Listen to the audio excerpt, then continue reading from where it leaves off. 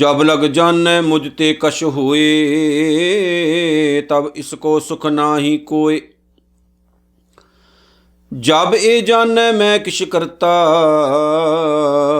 तब लग गर्भ जोन में फिरता। जब धारै को बैरी मीत, तब लग निहचल नाही चीत। जब लग मोह मगन संग माए, धर्म राय तिस देस जाए। प्रभ कृपा ते बंधन टूटै, गुर प्रसाद नानक हों छूटै। प्रभ कृपा ते बंधन टूटै, गुर प्रसाद नानक हों छूटै। ਧੰਨ ਧੰਨ ਸਤਿਗੁਰੂ ਸ੍ਰੀ ਗੁਰੂ ਗ੍ਰੰਥ ਸਾਹਿਬ ਜੀ। ਬਾਪੂ ਜੀ ਦੇ ਪਾਵਨ ਚਰਨਾਂ ਦਾ ਨਿੱਘਾ ਧਿਆਨ ਧਰੀਏ ਜੀ। ਗੱਜ ਵੱਜ ਕੇ ਕਲਗੀਧਰ ਦਸ਼ਮੇਸ਼ ਪਾਤਸ਼ਾਹ ਜੀ ਦੀ ਅਸੀਸਾਂ ਨਾਲ ਭਰੀ ਹੋਈ ਪਾਵਨ ਗੁਰੂ ਫਤਿਹ ਸਾਂਝੀ ਕਰੀਏ। ਸਾਰੇ ਪਿਆਰ ਸਤਿਕਾਰ ਨਾਲ ਆਖਣਾ ਕਰੋ ਜੀ, ਵਾਹਿਗੁਰੂ ਜੀ ਕਾ ਖਾਲਸਾ, ਵਾਹਿਗੁਰੂ ਜੀ ਕੀ ਫਤਿਹ। 12ਵੀਂ ਅਸ਼ਟਪਦੀ ਸੁਖਮਨੀ ਸਾਹਿਬ ਦੀ ਚੱਲ ਰਹੀ ਹੈ। ਜਿਸ ਪਿਆਰੀ ਪਾਵਨ ਬਾਣੀ ਦੀ ਵਿਚਾਰ ਕਰਦਿਆਂ ਹੋਇਆਂ ਅਸੀਂ ਹੁਣ ਤੱਕ ਚੌਥੀ ਪੌੜੀ ਤੱਕ ਪਹੁੰਚੇ ਹਾਂ। ਸੁਖਮਨੀ ਸਾਹਿਬ ਦੀ ਚੌਥੀ ਪੌੜੀ, ਜਿਹਦੇ ਵਿੱਚ ਧੰਨ ਗੁਰੂ ਅਰਜਨ ਸਾਹਿਬ ਜੀ ਮਹਾਰਾਜ ਸੱਚੇ ਪਾਤਸ਼ਾਹ ਜੀ ਨੇ ਬਹੁਤ ਸਾਰੀਆਂ ਰਹਿਮਤਾਂ ਦੇ ਨਾਲ ਸਾਡੀ ਝੋਲੀ ਭਰੀ ਹੈ। ਗੁਰੂ ਅਰਜਨ ਸਾਹਿਬ ਦਾ ਪਹਿਲਾ ਬਚਨ ਹੈ, ਜਬ ਲਗ ਜਾਨੈ ਮੁਝ ਤੇ ਕਛ ਹੋਏ। ਇਹ ਸਮਝ ਕੇ ਚੱਲਿਓ ਵੀ ਇੱਕ ਇੱਕ ਪੰਕਤੀ ਜਿਹੜੀ ਹੈ ਇਹ ਸਾਡੇ ਲਈ ਕੋਡ ਹੈ, ਜਿਨ੍ਹਾਂ ਨੂੰ ਜੀਵਨ ਵਿੱਚ ਧਾਰਨਾ ਚੇਤੇ ਰੱਖਣਾ ਵੀ ਆਪਾਂ। ਗੁਰੂ ਸਾਹਿਬ ਕੀ ਕਹਿੰਦੇ ਨੇ? ਜਬ ਲਗ ਜਾਨੈ ਮੁਝ ਤੇ ਕਛ ਹੋਏ।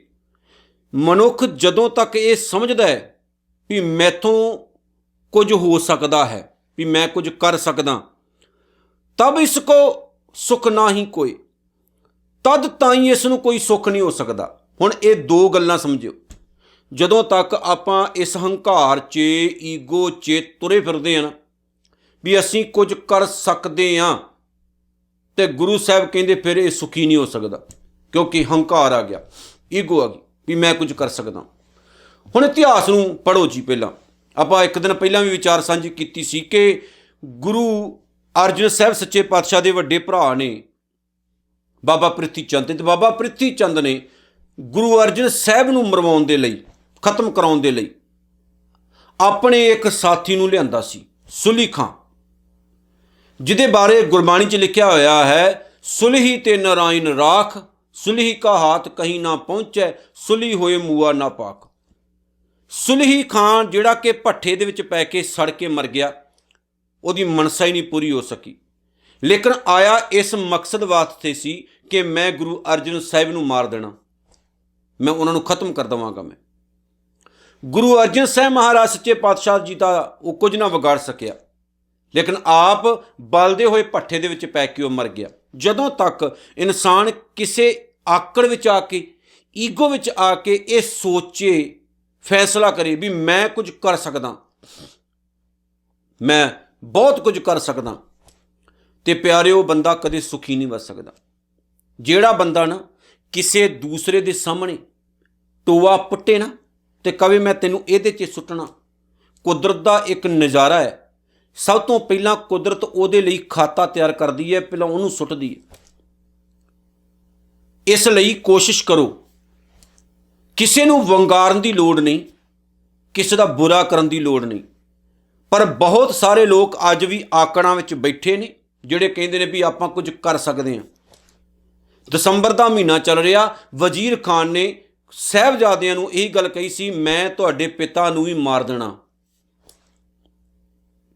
ਤੁਹਾਡੇ ਵੱਡੇ ਭਰਾ ਖਤਮ ਹੋ ਚੁੱਕੇ ਨੇ, ਤੁਹਾਡਾ ਪਿਤਾ ਵੀ ਨਹੀਂ ਬਚੇਗਾ।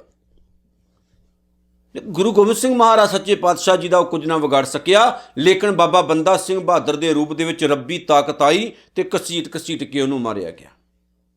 ਐਡਾ ਵੱਡਾ ਯੋਧਾ ਸੀ ਵਜ਼ੀਰ ਖਾਂ, ਅੱਜ ਤੱਕ ਕੋਈ ਜੰਗ ਨਹੀਂ ਸੀ ਹਾਰਿਆ।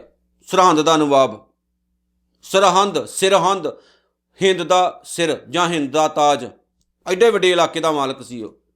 ਪਰ ਜਦੋਂ ਈਗੋ ਆ ਗਈ, ਹੰਕਾਰ ਆ ਗਿਆ ਵੀ ਮੈਂ ਕੁਝ ਕਰ ਸਕਦਾ, ਮੈਂ ਇਹ ਕਰ ਸਕਦਾ, ਉਹ ਕਰ ਸਕਦਾ, ਫਿਰ ਤਾਂ ਭਲਿਓ ਰੱਬ ਠੱਲ ਪਾਉਂਦਾ ਇਹੋ ਜਿਹੇ ਲੋਕਾਂ ਨੂੰ, ਠੱਲ ਪਾਉਂਦਾ। ਫਿਰ ਜਿਹੜੀਆਂ ਸਰਕਾਰਾਂ ਅੱਜ ਗਲਤ ਫੈਸਲੇ ਲੈ ਰਹੀਆਂ ਨਾ ਗਰੀਬਾਂ ਦੇ ਖਿਲਾਫ, ਅੱਜ ਉਹਨਾਂ ਨੂੰ ਇਹ ਗੱਲ ਸਮਝਣੀ ਚਾਹੀਦੀ ਹੈ। ਤੁਸੀਂ ਤਾਂ ਸਦਾ ਨਹੀਂ ਰਹਿਣਾ, ਨਾ ਤੁਹਾਡੇ ਤਖਤ ਸਦਾ ਰਹਿਣੇ ਨੇ, ਪਰ ਈਗੋ ਹੰਕਾਰ ਵਿੱਚ ਆਏ ਹੋਏ ਲੋਕੋ ਤੁਸੀਂ ਕਦੇ ਸੁਖੀ ਨਹੀਂ ਵਸੋਗੇ।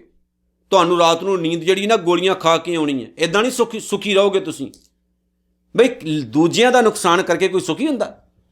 ਸਾਨੂੰ ਲੱਗਦਾ ਜ਼ਰੂਰ ਹੈ ਵੀ ਅੱਜ ਮੈਂ ਠੱਗੀ ਮਾਰ ਕੇ ਇੰਨੇ ਪੈਸੇ ਕਮਾ ਲਏ, ਕੱਲ੍ਹ ਨੂੰ ਉਸ ਦਾ ਮੁੰਡਾ ਬਿਮਾਰ ਹੋ ਗਿਆ ਅਤੇ ਉਹ ਤੋਂ ਜ਼ਿਆਦਾ ਲੱਗ ਜਾਣ। ਅੱਜ ਮੈਂ ਕਿਸੇ ਦੀ ਜ਼ਮੀਨ ਹੜੱਪ ਕਰ ਆਇਆ ਅਤੇ ਕੱਲ੍ਹ ਨੂੰ ਫਿਰ ਜੇ ਕੱਲ੍ਹ ਨੂੰ ਕੋਈ ਵੱਡਾ ਨੁਕਸਾਨ ਹੋ ਗਿਆ ਤਾਂ ਫਿਰ ਕੀ ਕਰੋਗੇ? ਕੁਦਰਤਾਂ ਨਾਲੋਂ ਨਾਲ ਹੀ ਫੈਸਲਾ ਕਰਦੀ ਜਾਂਦੀ ਹੈ। ਐ ਕਰ ਕਰੇ ਸੋ ਐ ਕਰ ਪਾਏ। ਇੱਕ ਘੜੀ ਮੌਤ ਵੀ ਨਹੀਂ ਲੱਗਦਾ ਪਿਆਰਿਓ, ਜਦੋਂ ਇਨਸਾਨ ਮਾੜਾ ਕੰਮ ਕਰਦਾ ਤੇ ਉਹਦਾ ਫੈਸਲਾ ਕੁਦਰਤ ਕਰ ਦਿੰਦੀ ਹੈ। ਜਬ ਇਹ ਜਾਣੈ ਮੈਂ ਕਿਛ ਕਰਤਾ, ਜਦੋਂ ਇਹ ਹੰਕਾਰ ਵਿੱਚ ਆ ਕੇ ਕਹਿੰਦਾ ਵੀ ਮੇਰੇ ਕੋਲ ਇੰਨੀ ਪਾਵਰ ਹੈ, ਸ਼ਕਤੀ ਹੈ, ਤਾਕਤ ਹੈ, ਮੈਂ ਕੁਝ ਕਰ ਸਕਦਾ, ਵੀ ਪਰਾਂ ਹੋ ਜਾਓ ਵੀ ਮੇਰੇ ਕੋਲ ਬੜੀ ਸ਼ਕਤੀ ਹੈ, ਤਾਕਤ, ਮੈਂ ਕਰ ਸਕਦਾ ਕੁਝ। ਤੇ ਸਤਿਗੁਰੂ ਕਹਿੰਦੇ ਤਬ ਲਗ ਗਰਭ ਜੋਨ ਮੈਂ ਫਿਰਤਾ। ਇਹ ਬੰਦਾ ਹਉਮੈ ਹੰਕਾਰ ਵਿੱਚ ਆਇਆ ਹੋਇਆ ਇਹ ਜੂਨਾਂ 'ਚ ਹੀ ਧੱਕੇ ਖਾਂਦਾ ਰਹਿੰਦਾ, ਜੂਨਾਂ 'ਚ ਹੀ ਧੱਕੇ ਖਾਂਦਾ ਰਹਿੰਦਾ। ਉਹਦੀ ਜ਼ਿੰਦਗੀ ਇੱਦਾਂ ਹੀ ਲੰਘ ਜਾਂਦੀ ਹੈ, ਕਦੇ ਇਨਸਾਨ ਸੁਖੀ ਹੁੰਦਾ ਹੀ ਨਹੀਂ। ਮੈਂ ਆਪਣੇ ਅੱਖਾਂ ਦੇ ਨਾਲ ਇਹੋ ਜਿਹੇ ਲੋਕਾਂ ਨੂੰ ਮਰਦੇ ਹੋਏ ਵੇਖਿਆ, ਦੁਖੀ ਹੋ ਕੇ ਮੌਤ ਮੰਗਦੇ ਹੋਏ ਵੇਖਿਆ। ਇਹੋ ਜਿਹੇ ਬਹੁਤ ਲੋਕ ਆਏ।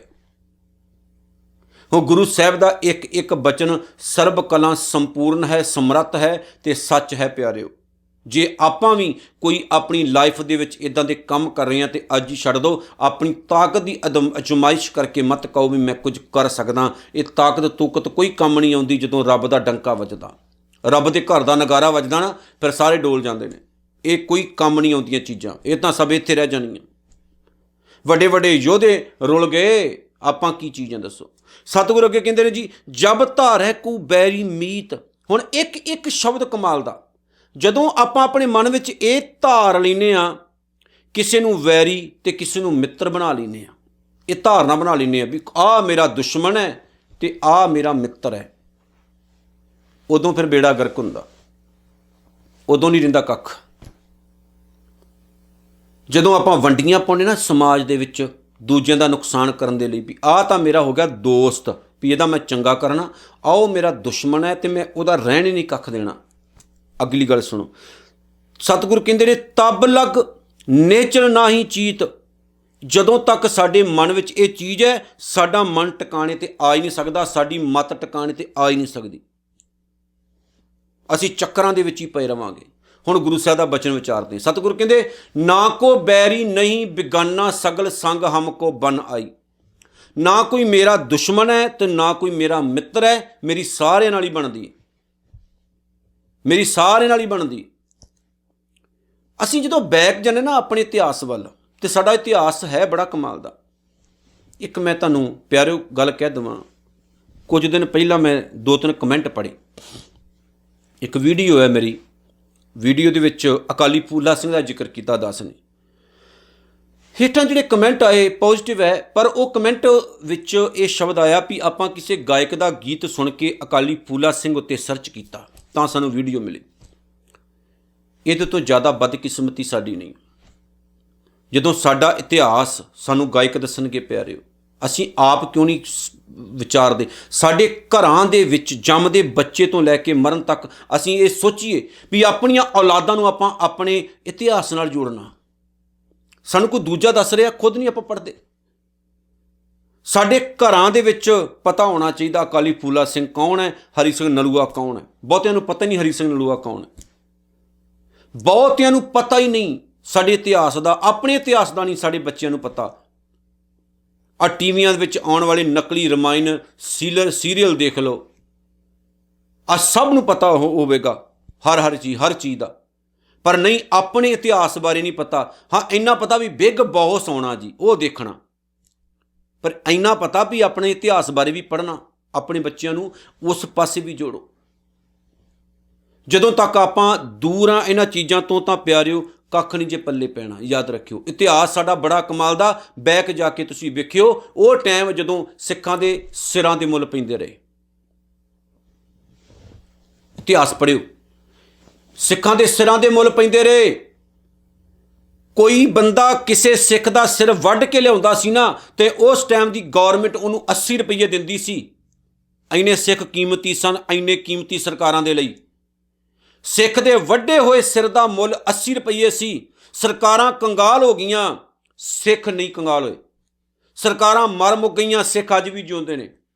ਤੇ ਸਿੱਖਾਂ ਦੇ ਸਿਰ ਵੇਚੇ ਗਏ, ਵੱਢ ਵੱਢ ਕੇ ਸਿਰ ਵੇਚੇ ਗਏ। ਗੱਡਿਆਂ ਦੇ ਗੱਡੇ ਲੱਦ ਕੇ ਲੈ ਕੇ ਜਾਂਦੇ ਹੁੰਦੇ ਸੀ। ਇਹ ਕਿਹੜੀ ਵੱਡੀ ਗੱਲ ਹੈ? ਮਜਲੂਮਾਂ ਨੂੰ ਪਕੜ ਲੈਣਾ, ਬਜ਼ੁਰਗਾਂ ਨੂੰ, ਬੱਚਿਆਂ ਨੂੰ ਪਕੜ ਲੈਣਾ, ਮਾਰੀ ਜਾਣਾ। ਉਸ ਟਾਈਮ ਦੀ ਗੱਲ ਹੈ ਜਦੋਂ ਸਿੱਖ ਜੰਗਲਾਂ ਵਿੱਚ ਸੀ। ਸਿੱਖਾਂ ਦੇ ਸਿਰਾਂ ਦੇ ਮੁੱਲ ਪੈ ਚੁੱਕੇ ਸੀ। ਸਿੱਖਾਂ ਦੇ ਘਰ ਕਾੜ ਖਤਮ ਕਰ ਦਿੱਤੇ ਗਏ ਸਨ। ਸਿੱਖ ਅਜੇ ਵੀ ਜਿਉਂਦੇ ਸੀ ਜੰਗਲਾਂ ਬੀਆਂ ਬਾਨਾਂ ਵਿੱਚ ਰਹਿ ਕੇ।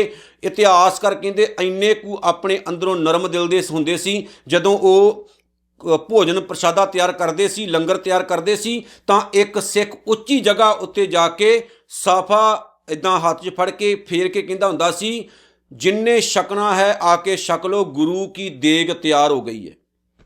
ਤੇ ਉਸ ਟਾਈਮ ਜਦੋਂ ਕੋਈ ਦੁਸ਼ਮਣ ਵੀ ਪੰਗਤ ਵਿੱਚ ਆ ਕੇ ਬਹਿ ਜਾਂਦਾ ਹੁੰਦਾ ਸੀ ਨਾ ਪ੍ਰਸ਼ਾਦਾ ਛਕਣ ਦੇ ਲਈ, ਤਾਂ ਪਿਆਰਿਓ ਗੁਰੂ ਕੇ ਸਿੱਖ ਉਦੋਂ ਉਹਨੂੰ ਵੀ ਛਕਾ ਦਿੰਦੇ ਹੁੰਦੇ ਸੀ। ਇਹ ਤਾਂ ਬੜੀ ਪੁਰਾਣੀ ਗੱਲ ਅੱਜ ਦੀ। ਅੱਜ ਪੁਲਿਸ ਜਿਹੜੇ ਧਰਨੇ ਚੱਲ ਰਹੇ ਨੇ, ਪੁਲਿਸ ਜਿਨ੍ਹਾਂ ਦੇ ਉੱਤੇ ਡਾਂਗਾ ਵਰਮਦੀ ਹੈ, ਪ੍ਰਸ਼ਾਦਾ ਉਹਨਾਂ ਨੂੰ ਵੀ ਉਹ ਛਕਾ ਰਹੇ ਨੇ ਪੰਗਤ ਵਿੱਚ ਬਿਠਾ ਕੇ। ਪਤਾ ਹੈ ਇਹਨਾਂ ਨੇ ਖਾਣ ਤੋਂ ਬਾਅਦ ਸਾਡੇ ਉੱਤੇ ਹੀ ਵਰਾਉਣਾ ਹੈ, ਲੇਕਿਨ ਫਿਰ ਵੀ ਉਹਨਾਂ ਨੂੰ ਪ੍ਰਸ਼ਾਦਾ ਛਕਾਇਆ ਜਾ ਰਿਹਾ, ਕਿਉਂਕਿ ਸਿੱਖ ਦੇ ਲਈ ਕੋਈ ਦੁਸ਼ਮਣ ਹੈ ਹੀ ਨਹੀਂ।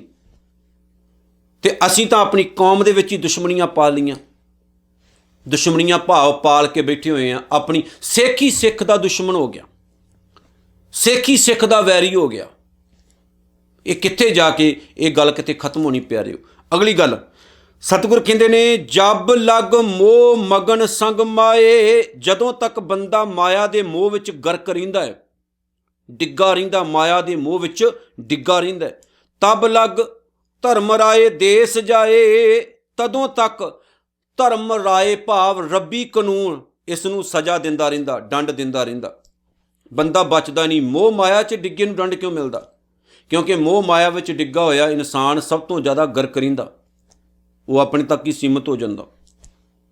ਉਹਨੂੰ ਦੂਸਰੇ ਦਾ ਨੁਕਸਾਨ ਨਜ਼ਰ ਨਹੀਂ ਆਉਂਦਾ, ਉਹਨੂੰ ਦੂਸਰਿਆਂ ਦੇ ਗਲ 'ਚ ਪਏ ਫਾਹ ਨਜ਼ਰ ਨਹੀਂ ਆਉਂਦੇ, ਉਹਨੂੰ ਦੂਸਰੇ ਮਰਦੇ ਹੋਏ ਨਜ਼ਰ ਨਹੀਂ ਆਉਂਦੇ, ਉਹਨੂੰ ਦੂਸਰੇ ਹੋਏ ਰੋਂਦੇ ਵਿਲਕਦੇ ਨਜ਼ਰ ਨਹੀਂ ਆਉਂਦੇ। ਉਹਨੂੰ ਆਪਣੇ ਨਾਲ ਮਤਲਬ ਹੁੰਦਾ। ਇਹ ਸੈਲਫਿਸ਼ ਬੰਦਾ ਵੀ ਮੇਰਾ ਕੁਛ ਹੋ ਜਾਵੇ, ਮੈਨੂੰ ਦੂਜਿਆਂ ਦੀ ਪਰਵਾਹ ਨਹੀਂ, ਮੇਰਾ ਘਰ ਭਰਨਾ ਚਾਹੀਦਾ, ਮੈਨੂੰ ਸਮਾਜ ਨਾਲ ਕੋਈ ਮਤਲਬ ਨਹੀਂ। ਸਤਿਗੁਰੂ ਕਹਿੰਦੇ ਇਹੋ ਜਿਹੇ ਬੰਦੇ ਨੂੰ ਧਰਮ ਰਾਏ ਸਜ਼ਾਏ ਦਿੰਦਾ, ਭਾਵ ਰੱਬੀ ਕਾਨੂੰਨ ਇਸ ਬੰਦੇ ਨੂੰ ਦੰਡ ਦਿੰਦਾ, ਸਜ਼ਾ ਦਿੰਦਾ ਹੈ। ਮੂੰਹ ਵਿਖਾਉਣ ਜੋਗੇ ਵੀ ਕਈ ਵਾਰ ਇਹੋ ਜਿਹੇ ਲੋਕ ਨਹੀਂ ਰਹਿੰਦੇ ਜਿਨ੍ਹਾਂ ਦੀ ਬਿਰਤੀ ਦੇ ਵਿੱਚ ਸੈਲਫਿਸ਼ ਹੁੰਦੀ ਹੈ। ਸਾਡਾ ਘਰ ਭਰੇ, ਸਾਡਾ ਚੰਗਾ ਹੋਵੇ, ਸਾਡੇ ਬੱਚੇ ਠੀਕ ਰਹਿਣ, ਸਾਨੂੰ ਦੂਜਿਆਂ ਨਾਲ ਕੋਈ ਮਤਲਬ ਨਹੀਂ। ਜੇ ਤੁਸੀਂ ਸੈਲਫਿਸ਼ ਹੋ, ਆਪਣਾ ਹੀ ਭਲਾ ਚਾਹੁੰਦੇ ਹੋ ਤੇ ਦੂਸਰਿਆਂ ਦਾ ਨੁਕਸਾਨ ਕਰਨਾ ਚਾਹੁੰਦੇ ਹੋ, ਤੁਸੀਂ ਰੱਬ ਦੇ ਘਰ ਦੇ ਵਿੱਚੋਂ ਕਦੇ ਖੁਸ਼ੀ ਲੈ ਹੀ ਨਹੀਂ ਸਕਦੇ। ਦੁਨੀਆ ਨੂੰ ਭਾਵੇਂ ਤੁਸੀਂ ਦਿਖੋ ਵੀ ਅਸੀਂ ਬੜੇ ਖੁਸ਼ ਹਾਂ, ਪਰ ਅੰਦਰੋਂ ਤੁਸੀਂ ਖੋਖਲੇ ਹੋ। ਜਿਹੜਾ ਸੈਲਫਿਸ਼ ਹੈ ਨਾ, ਉਹ ਖੋਖਲਾ ਹੀ ਅੰਦਰੋਂ। ਸੈਲਫਿਸ਼ ਬੰਦਾ ਕਦੇ ਵੀ ਭਲਾ ਨਹੀਂ ਕਿਸੇ ਦਾ ਕਰ ਸਕਦਾ, ਤੇ ਨਾ ਕੁਦਰਤ ਉਹਦਾ ਬਾਚੇ ਭਲਾ ਕਰਦੀ ਹੈ। ਯਾਦ ਰੱਖਿਓ, ਬਾਹਰੋਂ ਲੱਗਦਾ ਬੜੇ ਅਮੀਰ ਨੇ, ਬਹੁਤ ਧਨਵਾਨ ਨੇ, ਬੜੇ ਸੁਖੀ ਨੇ, ਇਹ ਬਾਹਰੋਂ ਹੀ ਲੱਗਦੇ ਹੁੰਦੇ ਨੇ, ਪਰ ਅੰਦਰੋਂ ਖੋਖਲੇ ਹੁੰਦੇ ਨੇ ਤੇ ਬੁਰਾ ਉਹਨਾਂ ਦਾ ਹਾਲ ਹੋਇਆ ਹੁੰਦਾ। ਪ੍ਰਭ ਕਿਰਪਾ ਤੇ ਬੰਧਨ ਟੂਟੈ। ਹੈ ਕਿ ਇਹ ਸਾਰੇ ਹੀ ਬੰਧਨ ਹੈ, ਪਰ ਜਦੋਂ ਪ੍ਰਮਾਤਮਾ ਕਿਰਪਾ ਕਰਦਾ, ਰਹਿਮਤ ਕਰਦਾ, ਤੇ ਇਹੋ ਜਿਹੇ ਜਿਹੜੇ ਬੰਧਨ ਨੇ ਉਹਨਾਂ ਨੂੰ ਤੋੜ ਦਿੰਦਾ। ਹੁਣ ਬੰਧਨ ਕਿਹੜੇ ਕਿਹੜੇ ਨੇ ਆਪਾਂ ਦੁਬਾਰਾ ਫਿਰ ਵਿਚਾਰਦੇ ਹਾਂ। ਕਿਹੜੇ ਕਿਹੜੇ ਬੰਧਨ ਸੀ ਜੀ? ਇੱਕ ਬੰਧਨ ਇਹ ਕਿ ਮੈਂ ਕੁਝ ਕਰ ਸਕਦਾ, ਹੰਕਾਰ ਵਿੱਚ ਆ ਕੇ ਵੀ ਜੇ ਮੇਰੇ 'ਚ ਇੰਨੀ ਪਾਵਰ ਹੈ, ਸ਼ਕਤੀ ਹੈ, ਤਾਕਤ ਹੈ, ਮੈਂ ਆਹ ਕਰ ਸਕਦਾ। ਆਪਾਂ ਕਈ ਵਾਰ ਕਿਹਨੂੰ ਡਰਾ ਵੀ ਦੇ ਦਿੰਦੇ ਹਾਂ, ਤੂੰ ਮੈਨੂੰ ਜਾਣਦਾ, ਮੈਂ ਹੈ ਕੌਣ, ਵੀ ਮੈਂ ਤੇਰਾ ਆਹ ਕਰ ਦੂੰਗਾ, ਉਹ ਕਰ ਦੂੰਗਾ। ਜਦੋਂ ਤੱਕ ਇਹ ਚੀਜ਼ ਹੈ ਨਾ ਮਨ ਦੇ ਵਿੱਚ, ਸਤਿਗੁਰੂ ਕਹਿੰਦੇ ਨੰਬਰ 1 ਆਹ ਬੰਧਨ ਹੈ, ਤੇ ਇਹਨਾਂ ਬੰਧਨਾਂ ਨੇ ਤੇਰਾ ਬੇੜਾ ਗਰਕ ਕਰਨਾ। ਨੰਬਰ 2, ਸਤਿਗੁਰੂ ਕਹਿੰਦੇ ਜਦੋਂ ਇੱਕ ਹੋਰ ਬੰਧਨ ਆ ਜਾਵੇ ਵੀ ਮੇਰੇ ਕੋਲ ਇੰਨੀ ਸ਼ਕਤੀ ਹੈ, ਤਾਕਤ ਹੈ, ਮੈਂ ਤਾਂ ਬੜੇ ਵੱਡੇ ਲੋਕਾਂ ਦੇ ਕੰਮ ਵਿਗਾੜ ਦਿੱਤੇ, ਤੂੰ ਮੇਰੇ ਸਾਹਮਣੇ ਕੀ ਹੈ? ਗਰੀਬਾਂ ਨੂੰ ਧਮਕਾਈ ਜਾਣਾ, ਗਰੀਬਾਂ ਨੂੰ ਧਮਕਾਈ ਜਾਣਾ, ਉਹਨਾਂ ਵਿਚਾਰਿਆਂ ਦੇ ਹੱਥ ਜੜਾਈ ਜਾਣੇ, ਉਹਨਾਂ ਦੀ ਬੇਇੱਜ਼ਤੀ ਕਰੀ ਜਾਣੀ, ਉਹਨਾਂ ਦੇ ਬੱਚਿਆਂ ਦੇ ਸਾਹਮਣੇ। ਹੁੰਦਾ ਨਾ ਤਾਂ ਬੜਾ ਕੁਛ। ਤੇ ਸਤਿਗੁਰੂ ਕਹਿੰਦੇ ਇੱਕ ਤਾਂ ਆਹ ਬੰਧਨ ਹੈ, ਤੇ ਇਹਨਾਂ ਬੰਧਨਾਂ ਦੇ ਕਰਕੇ ਤੂੰ ਖੁਦ ਦੁਖੀ ਰਹਿਣਾ। ਅਗਲੀ ਗੱਲ, ਜਦੋਂ ਆਪਾਂ ਇਹ ਸੋਚ ਲੈਂਦੇ ਆਹ ਮੇਰਾ ਦੁਸ਼ਮਣ ਹੈ, ਆਹ ਮੇਰਾ ਮਿੱਤਰ ਹੈ, ਤੇ ਕੁਦਰਤ ਉਦੋਂ ਵੀ ਇਨਸਾਨ ਦਾ ਭਲਾ ਨਹੀਂ ਕਰਦੀ। ਸਤਿਗੁਰੂ ਕਹਿੰਦੇ ਅਗਲੀ ਗੱਲ, ਜਦੋਂ ਤੂੰ ਸੈਲਫਿਸ਼ ਹੈ, ਆਪਣਾ ਭਲਾ ਸੋਚਦਾ, ਦੂਸਰਿਆਂ ਦਾ ਨੁਕਸਾਨ ਕਰਦਾ, ਇਹ ਬੰਧਨ ਤੇਰੇ ਪਏ ਨੇ।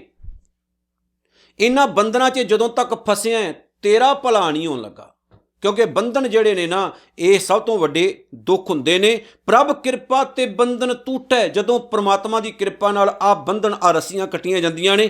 ਗੁਰ ਪ੍ਰਸਾਦ ਨਾਨਕ ਹਉ ਛੁਟੈ, ਹੇ ਨਾਨਕ ਗੁਰੂ ਦੀ ਕਿਰਪਾ ਨਾਲ ਮਨੁੱਖ ਦਾ ਖਹਿੜਾ ਹਉਮੈ ਤੋਂ ਛੁੱਟਦਾ।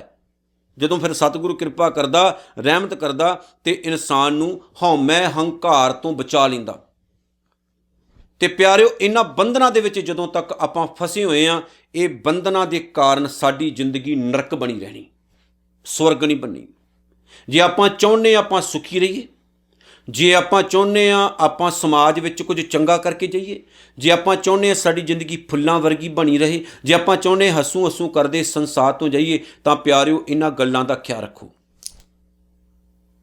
ਇਹਨਾਂ ਗੱਲਾਂ ਦਾ ਖਿਆਲ ਰੱਖੋ, ਇਹਨਾਂ ਗੱਲਾਂ ਨੂੰ ਫੋਲੋ ਕਰੋ। ਜੇ ਤੁਸੀਂ ਚਾਹੁੰਦੇ ਹੋ ਵੀ ਸਾਡੀ ਜ਼ਿੰਦਗੀ ਦੇ ਵਿੱਚ ਮੈਲ ਨਾ ਭਰੇ, ਅਸੀਂ ਕੁਝ ਚੰਗਾ ਕਰਕੇ ਸਮਾਜ ਦਾ ਜਾਈਏ। ਇੱਕ ਬਚਨ ਹੋਰ ਯਾਦ ਰੱਖਿਓ ਜਪਜੀ ਸਾਹਿਬ ਦਾ, ਜਿਹਦੇ ਵਿੱਚ ਗੁਰੂ ਨਾਨਕ ਸਾਹਿਬ ਕਹਿੰਦੇ ਨੇ, ਜੋਰ ਨਾ ਜੀਵਨ ਮਰਨ ਹੈ ਜੋਰ, ਜੋਰ ਨਾ ਰਾਜ ਮਾਲ ਮਨ ਸ਼ੋਰ, ਜੋਰ ਨਾ ਸੁਰਤੀ ਗਿਆਨ ਵਿਚਾਰ, ਜੋਰ ਨਾ ਜੁਗਤੀ ਛੁੱਟੈ ਸੰਸਾਰ, ਜਿਸ ਹੱਥ ਜੋਰ ਕਰ ਵੇਖੈ ਸੋਏ, ਨਾਨਕ ਉੱਤਮ ਨੀਚ ਨਾ ਕੋਈ।